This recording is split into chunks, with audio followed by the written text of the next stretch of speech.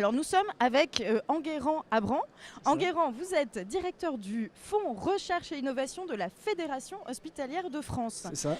J'ai envie de vous demander, santé, réalité augmentée, réalité virtuelle, on a du mal un petit peu à voir le lien.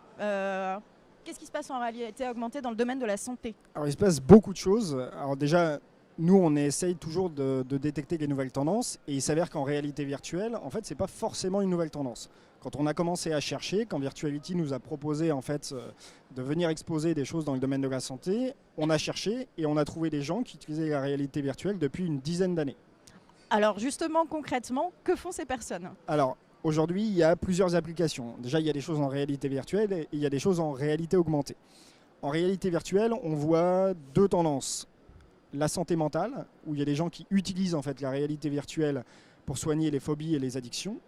Alors ça, par exemple, concrètement, je suis fumeuse, je veux arrêter de fumer. Est-ce que je peux le faire grâce à la réalité augmentée? Alors on a un médecin à Marseille qui fait ça. Ouais. Donc l'objectif, c'est ce qu'on appelle les thérapies par exposition. Donc ça soit aussi bien les phobies que les addictions, c'est le même concept.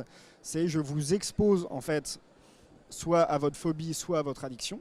Donc par exemple, vous êtes fumeuse, eh ben, je vous mets sur un balcon avec tout le monde qui fume. C'est pas très sympa. Voilà. Sauf qu'il va y avoir le thérapeute qui sera à côté de vous et qui va en fait travailler avec vous sur l'élaboration de stratégies en fait, thérapeutiques pour ne pas replonger dans votre addiction. Et la même chose pour la phobie. D'accord. En plus, j'ai peur des araignées. Alors, est-ce que je vais voir le même médecin? Voilà. Alors, il y en a à Marseille qui fait les deux.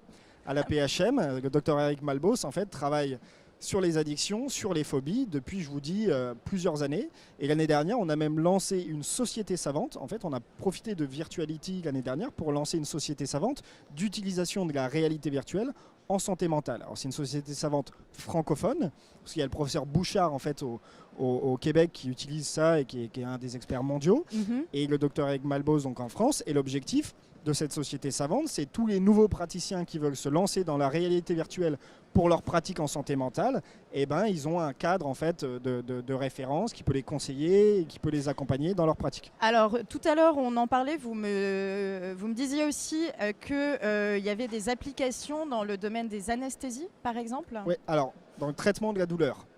Dans le traitement de la douleur. Voilà. Donc en fait on a une start-up qui est là en bas dans le village santé, en fait, qui va vous immerger dans un univers. Alors ils ont 3 univers différents et on va pouvoir en fait appliquer donc par exemple, si des je choses me sur fais vous, une ponction opérer, lombaire. Voilà.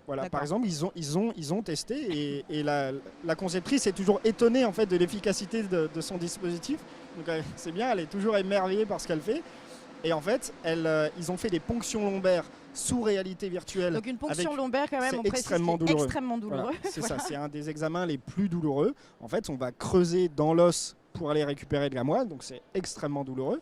Et en fait, donc, ils vous immergent en réalité virtuelle avec une petite anesthésie locale. Alors c'est des choses qu'on peut faire en anesthésie générale ou des choses comme ça.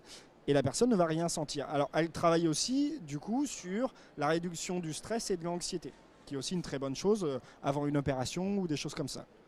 Et puis une dernière application, c'est sur la formation. La réalité virtuelle pour former, alors, surtout en chirurgie, où vraiment là on a besoin d'un acte pratique, mais pas seulement. Par exemple, donc il y a des choses. Et là aujourd'hui, sinon comment ils s'entraînent les médecins, les chirurgiens, comment ils s'entraînent? Alors quand c'est dans le cadre de leur formation initiale. Ils s'entraînent sur des cas réels, ils viennent voir des cas réels, des choses comme ça, et puis après c'est en pratiquant. Sauf qu'aujourd'hui, ce qu'il faut savoir, c'est qu'un hôpital, en fait, pour obtenir le droit de faire une opération, cette certification pour faire cette opération, ils ont besoin de pratiquer assez souvent. On sait très bien que quand un chirurgien ne fait pas assez, quand un service de chirurgie ne fait pas assez en fait une opération, ça peut être très dangereux parce qu'il peut perdre en fait en pratique et ça peut être très dangereux de se faire opérer, donc on ne certifie plus et l'hôpital n'a plus le droit de faire. Le gros avantage en réalité virtuelle, c'est que si vous avez cette opération en fait qui a été créée en réalité virtuelle, vous pouvez la pratiquer autant que vous voulez. D'accord, donc on s'aperçoit qu'il y a énormément du coup de cas dans le domaine de la santé où la réalité virtuelle peut aider. On a vu récemment, et on l'a reçu sur ce plateau il y a 2 jours, le docteur Thomas Grégory qui a réalisé un implant d'épaule sur une patiente grâce à des lunettes, donc avec de la réalité augmentée. Ouais. Alors est-ce qu'on va avoir dans le futur ce genre de technologie se généraliser ? Alors, là pour l'instant c'est un cas particulier. Ce que je vous ai exposé avant, c'est vraiment des choses qui sont déjà implantées. La santé mentale, je vous dis, il y a un médecin à Marseille qui le fait. À la Pitié-Salpêtrière également, ils le font depuis plusieurs années. Pour la formation des professionnels de santé en chirurgie, il y a un centre qui est rattaché à Paris Descartes, Paris Diderot et Paris 13 qui forme plus de 8000 professionnels de santé par an en technologie immersive. Là, le cas du docteur Grégory, c'est une première. Donc, on ne sait pas encore si ça va se généraliser. Vous savez, en médecine, on essaie toujours d'étudier l'impact. Quelle est la réelle plus-value en fait. Donc pour le moment, en fait, on observe. On va dire voilà. On observe, on voit. Pour l'instant, on observe, mais il peut y avoir des intérêts. Tout ce qui est en fait superposition d'informations dans votre contexte visuel, ça peut être une plus-value. Il y a une start-up en bas, par exemple, qui est issue du CHU de Brest, qui fait de la réalité augmentée en fait pour les interactions médicamenteuses et les interactions avec des allergènes ou des intolérances avec l'alimentation en fait.